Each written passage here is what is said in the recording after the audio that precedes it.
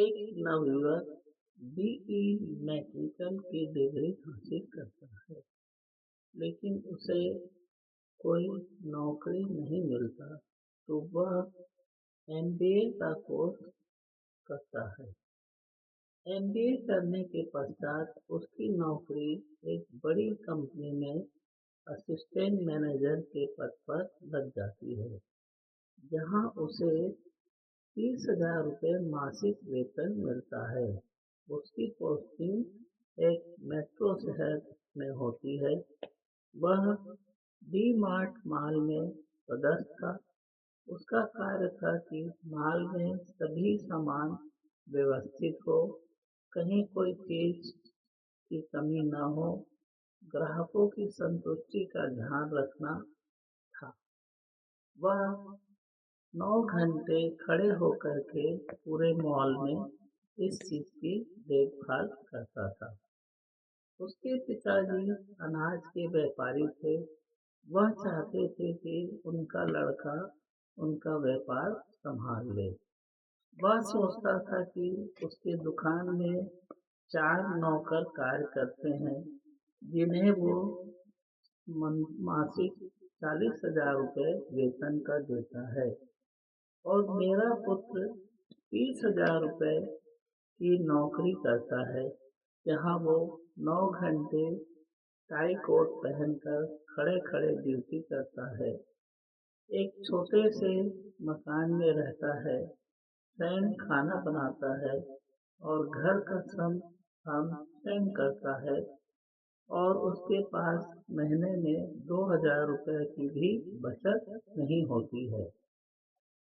पिताजी के बार बार आग्रह करने पर उस नवयुवक ने भी सोचा कि इतनी पढ़ाई करके, इतनी मेहनत करने पर उसे क्या सुख मिल रहा है।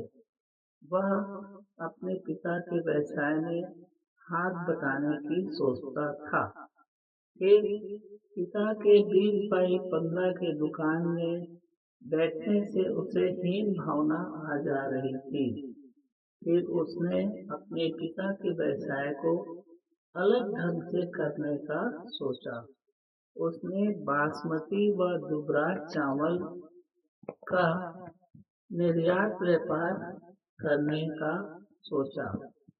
प्रारंभ में उसने 10 लाख का माल निर्यात किया, जिससे उसे 4 लाख का लाभ हुआ।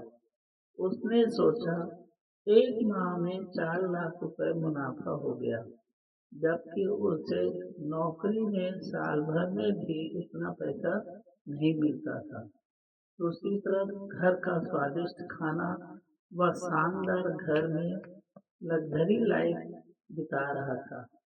ये सोचकर उसने निर्यात व्यापार को करने का निश्चय कर लिया और अनाज निर्यात का व्यवसाय करने के लिए एक कंपनी रजिस्टर कराया, और कुछ वर्षों में वह कंपनी बहुत बड़ी कंपनी बन गई तथा वह सालाना करोड़ों रुपए का मुनाफा कमाने लगा।